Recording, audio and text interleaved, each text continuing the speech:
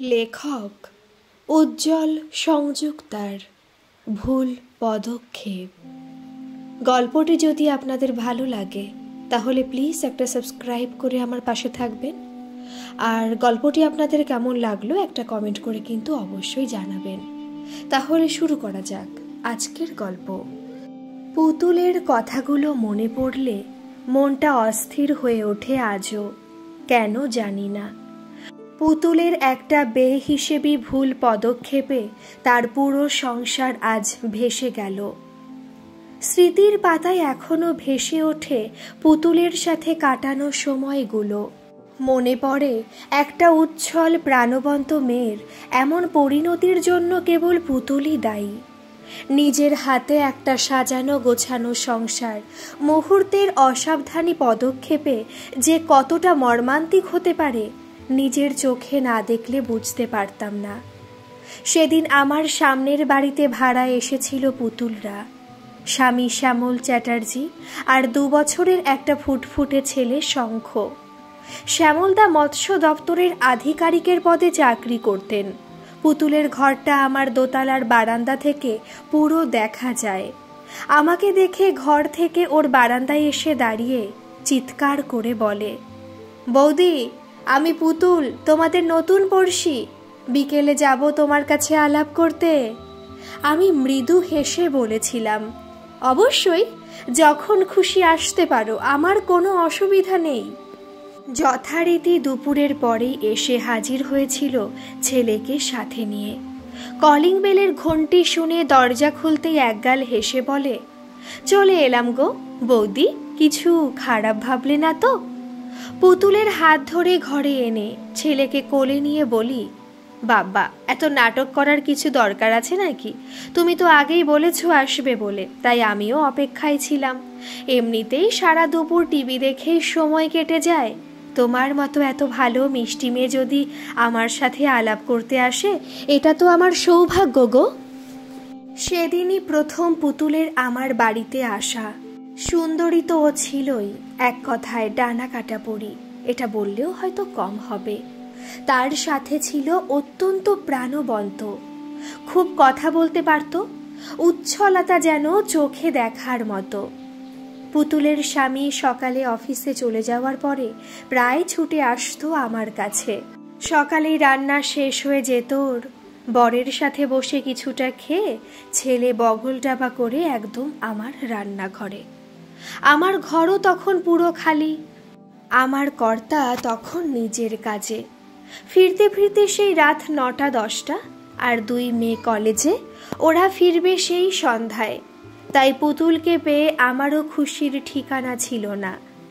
রান্নাঘরে আমার সাথে কাজ করার অদম্য ইচ্ছা। আসলে পুতুল ভালো রান্না করতে পারতো না, তাই আমার কাছে গল্পের মাঝে রান্নার দিকে নজর দেওয়াটাও ওর প্রধান কাজ ছিল। পুতুলরা ছিল পুরুলিয়ার আদি বাসিন্দা। ওর বড় ওদের কাছে পিঠের গ্রামের। পুতুলের বাবা ছিল জাদরেল পুলিশ অফিসার। ওর বাবার বিভিন্ন জায়গায় পোস্টিং হলেও বাকি পুরো পরিবার পুরুলিয়া শহরে। ওরা 2 বোন 1 ভাই। পুতুল ছিল সবার ছোট। একেই সুন্দরী, তার উপরে ডানপিটে উচ্ছল স্বভাবের, তাই কলেজে ওর পেছনে পড়েছিল হাজারো দিবানা। তবে বাবা যেহেতু পুলিশ অফিসার, তাই বেশি অগ্রসর হওয়ার আগে থমকে যেত যারা ওর কাছাকাছি আসতে চেষ্টা করত। তবে একজন প্রফেসরকে মন দিয়ে ফেলেছিল, শান্তশিষ্ট স্বভাবের অথচ হ্যান্ডসাম, ইতিহাসের প্রফেসর মধুসূদনকে। কিন্তু বাস্তবায়ন হওয়া সম্ভব ছিল না পুতুলের এই ভালোবাসায়, সেটা সে নিজেও জানত। মধুসূদনরা ছিল নিম্ন জাতের আর পুতুলরা ছিল মুখার্জি ব্রাহ্মণ। পরিবার কিছুতেই মানত না, বিশেষ করে ওর বাবা। পুতুল ছিল বাবার আদরের মেয়ে। যতটা আদর দিত বাবা, ততটাই রুক্ষ ছিল প্রেম ভালোবাসার ব্যাপারে। তবুও সব জেনে মনের ইচ্ছায় দিব্যি প্রেম চালিয়ে যাচ্ছিল সব কিছুকে তুড়ি মেরে। গ্রাজুয়েট হওয়ার পরে বাবা আর দেরি করতে চায়নি, উঠে পড়ে লেগে গেছিল মেয়ের বিয়ের জন্য। অবশেষে পুতুলের থেকে প্রায় 12 বছরের বড় পাত্র ঠিক হয়। বেঁকে বসেছিল পুতুল রীতিমতো। অশান্তি শুরু করেছিল।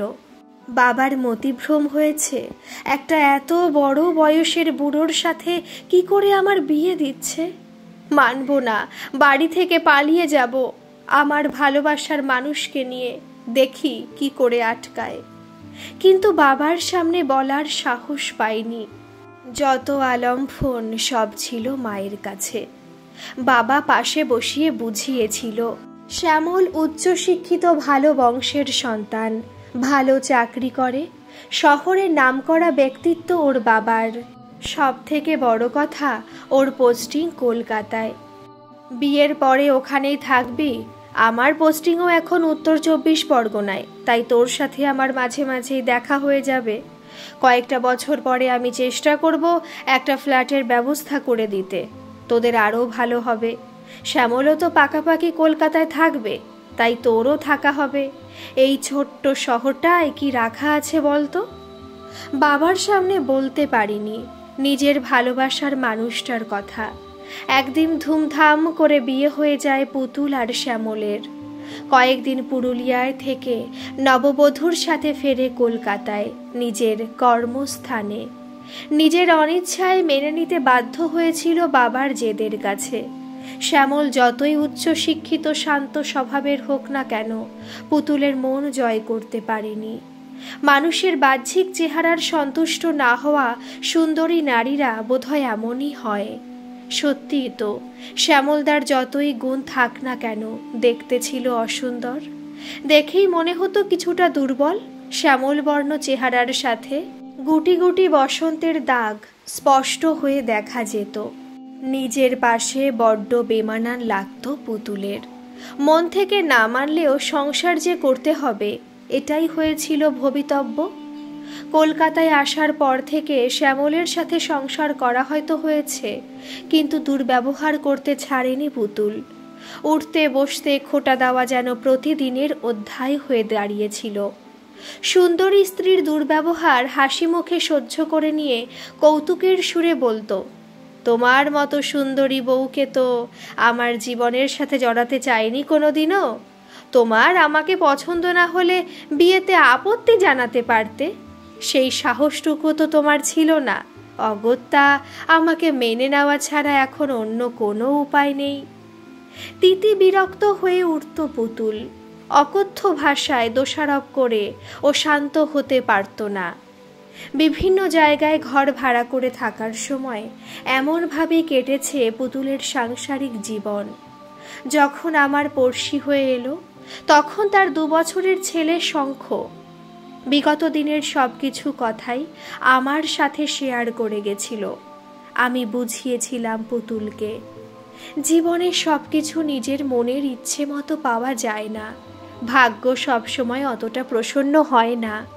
যেমনটা তুমি চাইবে যে জীবনটা আছে বর্তমান, সেটাকে মেনে নিয়েই বিগত দিনগুলোকে ভুলে এগিয়ে চলো জীবনের চলার পথে। কিন্তু কে কার কথা শোনে? সে তো নিজের ইচ্ছে পথ ভোলা পথিক। পুতুল আমার পড়শি থাকার সময় আমার মেয়ের বিয়ের জোগাড় শুরু হয়। চোখে দেখার মতো উৎসাহ ছিল ওর। খালি ওর বলবো না, শ্যামল দাও সমান উৎসাহে আমাদের পারিবারিক অনুষ্ঠানে যতটা সম্ভব সংযুক্ত হওয়ার চেষ্টা চালিয়ে গিয়েছিল নিজের ডিউটির শেষে। কিন্তু পুতুল ছিল সেই সময়টায় আমার ছায়া। প্রত্যেকটা কাজে, বাজারঘাট, শপিং থেকে দশকর্মা নিজের সময়টা দিয়েছিল একান্ত পারিবারিক সদস্যের মতন।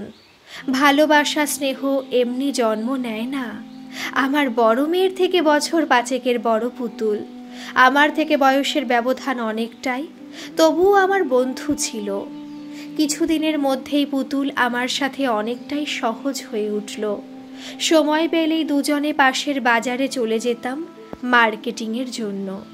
শ্যামলদাও খুব ভালো বলতে হয়। আমার কর্তার সাথে আলাপ করিয়ে দিয়েছিল পুতুল। মাঝে মধ্যে কিছু না কিছু বানিয়ে আমার বাড়িতে নিয়ে আসা ওর একটা অভ্যেসে দাঁড়িয়ে গিয়েছিল। 2 পরিবারের একটা মিষ্টি সম্পর্ক গড়ে উঠেছিল। আমার বড় মেয়ের বিয়ে ঠিক হয়ে গিয়েছিল বৈশাখ মাসে। সেই সময় যতটা আনন্দ পুতুল করেছে আমাদের সাথে মিশে, একবারও মনে হয়নি ওদের পরিবারটা আমাদের থেকে আলাদা। বিয়ের সব কাজে এগিয়ে এসেছিল নিঃস্বার্থভাবে, বিয়ের 1 সপ্তাহ আগে থেকে, মেয়ে জামাই দিরাগমনে ফেরত যাওয়া পর্যন্ত। পুতুল আর শ্যামলদা যেভাবে আমাদের পাশে ছিল, মনে হতো ও আমার একটা মেয়ে। আমার বাড়ির কোনো কাজই ওকে দেখিয়ে দিতে হতো না, উল্টে আমার মেয়েদেরই কাজ দেখিয়ে দিতে হতো চোখে আঙুল দিয়ে। এটাই তফাৎ ছিল পুতুল আর আমাদের মেয়েদের। ওকে সত্যি আমি আমার মেয়ের মতন ভালোবেসে ফেলেছিলাম। ওর ভালো লাগা দুঃখের কথাগুলো যখন আমার সাথে শেয়ার করতো, তখন বোঝাতাম, দেখ পুতুল, সবাই কি সব জিনিস নিজের মনের মতো করে পায় এই জীবনে? পায় না রে। তাই যেটা আছে তাকে আঁকড়ে ধরে জীবনে চলার পথে সহজভাবে পথ চলাই শ্রেয়। পুতুল কথাটা বুঝেছিল কিনা জানি না, ওর মনের গভীরে একটা ক্ষত ছিল। সেই ক্ষতটাকে ভুলতে গিয়ে আরও ভুল করে বসলো। ছেলে যেই 3.5-4 বছরের হয়, ছেলেকে ঘিরে অসংখ্য আকাঙ্ক্ষার জন্ম নিল। ছেলেকে একাধারে মেধাবী ছাত্র করবে, খেলাধুলোয় সবার সেরা হবে, সাঁতারে নাম করবে, নাচে গানে অনন্য হয়ে উঠবে। ছেলে বড় হতেই এই সবগুলো আস্তে আস্তে চাপিয়ে দিতে শুরু করলো, নিজের তদারকি করত। পাগলের মতন শ্যামলদা যতই বারণ করুক শুনতো না। শ্যামলদা আমার কর্তার কাছে বলেছিল ঘটনাগুলো। একদিন সন্ধ্যায় আমার বাড়িতে নিমন্ত্রণ করা হয় চায়ের আসরে ওদেরকে। আমি, আমার কর্তা, আমার ছোট মেয়ে তখন গ্র্যাজুয়েশন পড়ছে, সেও ছিল সেই আসরে। সেদিন সন্ধ্যায় অনেক কিছু বুঝিয়েছিলাম সবাই মিলে, এইটুকুনি ছেলের উপরে এতগুলো বোঝা চাপিয়ে দিলে নিতে পারবে না। এখন কেবলমাত্র পড়াশোনা আর খেলাধুলাগুলো চালিয়ে যেতে দাও। তোমার ইচ্ছা আকাঙ্ক্ষাগুলো একসাথে ওর উপরে চাপিয়ে দিলে ওর মানসিক অবস্থার অবনতি হবে, অসুস্থ হয়ে পড়বে ছেলেটা। এখনও তো শিশু, বুঝতে চেষ্টা করো পুতুল। নিজের মানসিক অবস্থার কথা চেপে রেখে গুম হয়ে বসে শুনেছিল সেদিন সন্ধ্যায়, কিন্তু পরিবর্তন করতে পারেনি নিজের আকাঙ্ক্ষার। ছেলের উপরে নিজের আকাঙ্ক্ষাগুলি চাপিয়ে দিয়েছিল। মাস 6 মধ্যেই ছেলে অসুস্থ হয়ে পড়ে, তখন আবার সব ছেড়ে দিয়ে ডাক্তারের পেছনে দৌড়ানো। তবুও বুঝতে পারেনি, কিংবা বুঝতে চেষ্টা করেনি ছেলের উপরে এতটা দায়িত্ব চাপিয়ে দেওয়াটা কতটা ঠিক। আসলে পুতুল নিজের স্বামীকে ভুলতে গিয়ে ছেলেকে আঁকড়ে ধরার চেষ্টা করেছিল। শঙ্খ জন্ম হওয়ার পর থেকেই বিছানা আলাদা হয়ে গিয়েছিল দুজনের। শ্যামলদাকে নিজের স্বামী বলে মানতে রাজি ছিল না বিয়ের দিন থেকেই। মনের যন্ত্রণাগুলো চেপে সংসার করে যাচ্ছিল। শ্যামলদার সাথে যৌনতায় কোনোদিন সহযোগ করেনিও, নিজের মুখে স্বীকার করেছে। বলতো ওর সাথে শুতে গেলে গা ঘিন ঘিন করে। আমি গালে হাত দিয়ে শুনতাম আর ভাবতাম কি পরিণতি হবে এদের ভবিষ্যতের। অবশেষে এলো সেই মর্মান্তিক দিনটা। সেদিন ছিল ছুটির দিন। পুতুল সকালে চা করতে করতে বরকে শাসাচ্ছিল অনেকক্ষণ থেকে। শ্যামলদার মুখ থেকে শোনা কথাগুলো। চা বানাতে বানাতে বরকে ভয় দেখাতে গিয়ে নিজের শাড়ির আঁচলে ইচ্ছে করে আগুন ধরিয়ে দেয় ভয় দেখানোর জন্য। সিল্কের শাড়ি পরতে ভালোবাসত পুতুল। ভেবেছিল একটুখানি আগুন লাগিয়ে দিয়ে জল ফেলে ধুয়ে নেবে, কেবলমাত্র বরকে ভয় দেখানোর জন্য। এর আগেও নাকি বেশ কয়েকবার এমন করেছিল, তেমনটাই শুনেছিলাম শ্যামলদার থেকে। কিন্তু সেদিন সামলাতে পারিনি, মুহূর্তের মধ্যে সর্বাঙ্গে আগুন লেগে গেছিল। বাপ ছেলে চিৎকার করে উঠেছিল, নিজেরাই কম্বল আর জল দিয়ে আগুন নেভানোর চেষ্টা করছিল। আমাদের ঘর থেকে শুনতে পেয়েছিলাম, দরজা খোলা রেখেই সবাই দৌড়ে গেছিলাম।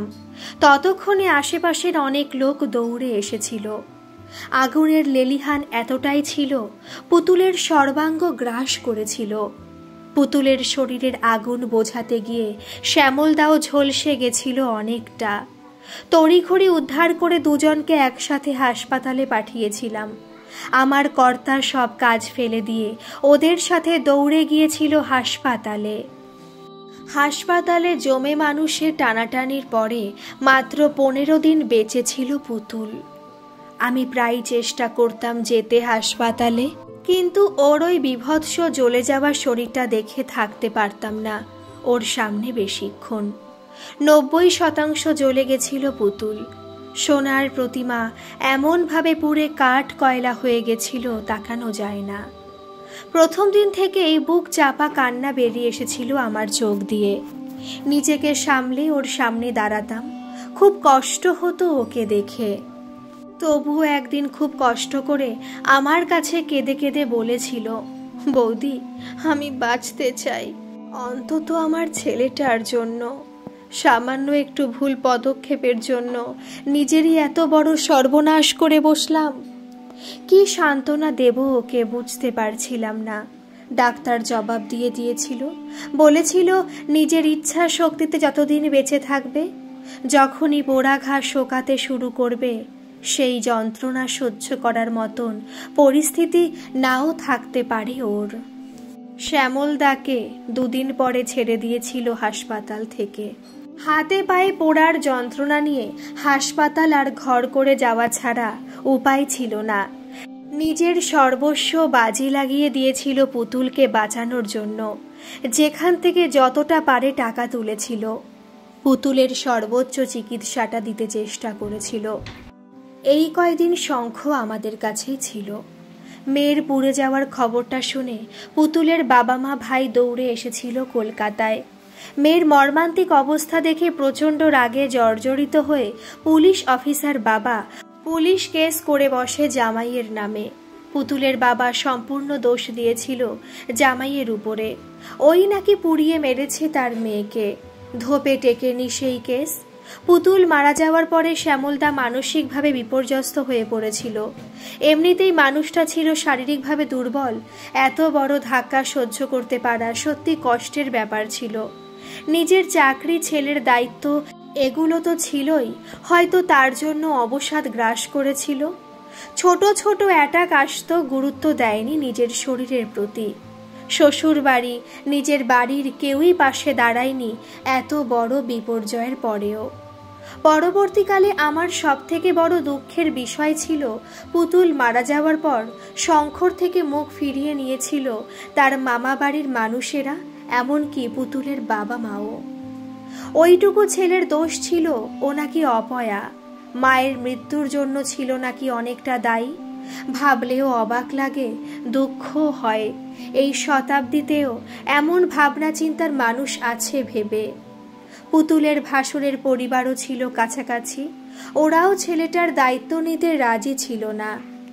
দেখেছিলাম শ্যামলদার অসহায়তা, ভেঙে পড়েছিল একদম।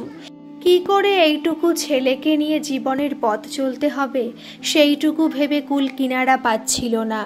তবুও সকালে নিজেই রান্না করে ছেলেকে খাইয়ে স্কুলে পৌঁছে গিয়ে তবেই চাকরিতে যেত। স্কুলের গাড়ি শঙ্খকে আমার দরজায় নামিয়ে দিয়ে যেত।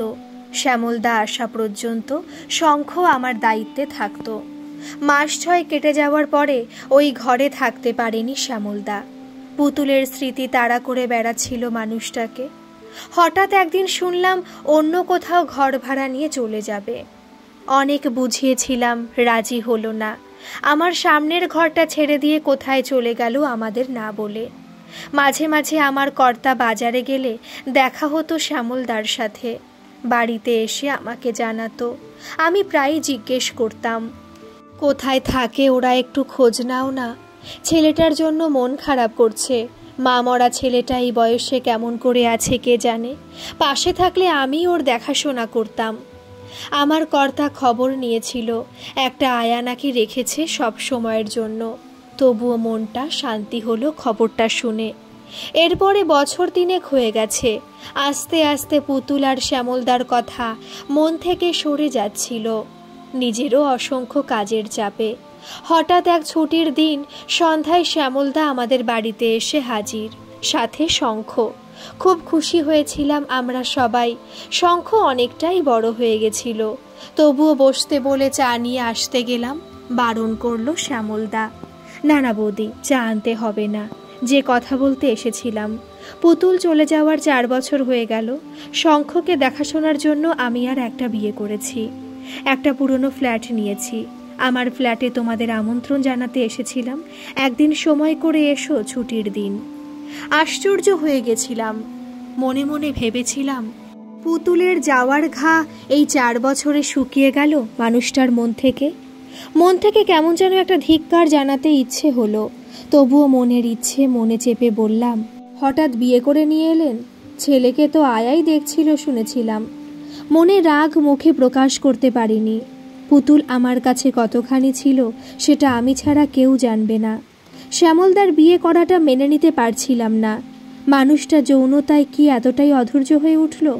মনে রাগ চেপে শঙ্খকে চেপে ধরলাম বুকে, মুখে বললাম, ঠিক আছে, সুবিধা করে একদিন যাব, দেখে আসবো আপনার নতুন সংসার। সেদিন আমার কর্তা বাড়িতেই ছিল। দুজনে ঠিক করলাম সন্ধ্যার সময় শ্যামলদার নতুন বউ আর নতুন ফ্ল্যাট দেখতে যাব। ফোন করে জানিয়ে দিয়েছিলাম শ্যামলদাকে। যথারীতি ফোনে পথ নির্দেশন পেয়ে শ্যামলদার ফ্ল্যাটে গিয়ে উঠলাম। 2 রুমের ফ্ল্যাট, সামান্য একটু ডাইনিং আসবাবপত্র বলতে কিছুই নেই। 2 ঘরে 2টি খাট, রান্নাঘরেও যৎসামান্য জিনিসপত্র। একটু অবাক হলাম, পুতুলের ঘরে ঠাসা জিনিসপত্র দেখেছিলাম। পরিপাটি করে সাজানো থাকতো সম্পূর্ণ ঘরটা। সেই সব জিনিসপত্রের কোনো চিহ্ন নেই এই ফ্ল্যাটে। বুঝতে অসুবিধা হলো না, পুতুলের স্মৃতিতে জড়ানো একটাও আসবাবপত্র রাখেনি শ্যামলদা। আমরা দুজনে যেতেই বড় ঘরটায় বসতে বলল শ্যামলদা। ঘরের মধ্যে চেয়ার ছিল না একটাও। বাধ্য হয়ে খাটে বসতে হলো। তখনও নতুন বউকে দেখিনি। আমি বললাম, কই আপনার নতুন বউ? তাকে দেখছি না কেন? শ্যামলদা দরজার দিকে তাকিয়ে বলল, এই একটু সামনের মিষ্টির দোকানে গেছে, এখনই চলে এলো বলে। শ্যামলদার কথা শেষ হওয়া মাত্র দরজা দিয়ে যে মহিলা ঘরে ঢুকলো, অবাক হয়ে গেলাম। এই তাহলে শ্যামলদার নতুন বউ, শঙ্খর নতুন মা। একদম অজপাড়াগা থেকে তুলে আনা একটি মধ্যবয়স্ক মহিলা। না রূপের কোনো শ্রী, হাবভাব ভঙ্গি দেখে বুঝতে অসুবিধা হলো না একদম গেও অশিক্ষিত। তবু একটা নারী তো। মনকে সান্ত্বনা দিলাম, শ্যামলদার হয়তো শঙ্খর দেখাশোনার জন্য এমন একটা মহিলাকে দ্বিতীয়বার বিয়ে করে এনেছেন। নতুন বউয়ের পরিচয় আমাদের সাথে করায়নি শ্যামলদা। ছেলেকে নিয়েই আমাদের কাছে বসেছিল। আমি উঠে গেলাম ভেতরের ঘরে। সেখানে গিয়ে দেখি শ্যামলদার নতুন বউ একধারে চা বসিয়েছে, 2টো প্লেটে মিষ্টি সাজাচ্ছে। আমি নিজেই গিয়ে আলাপ করলাম, তোমার নাম কি গো? কতদিন হলো বিয়ে হয়েছে? মহিলাটি বিরক্তিতে মুখটা ঘুরিয়ে উত্তর দিল, আমার নাম মালতী, মাস 2 হলো বিয়ে হয়েছে। তবে এটাকে বিয়ে বলবো না। মাথায় সিঁদুর দিয়ে বউ বানিয়ে নিয়ে এসেছে আমাকে, ছেলেকে দেখাশোনার জন্য।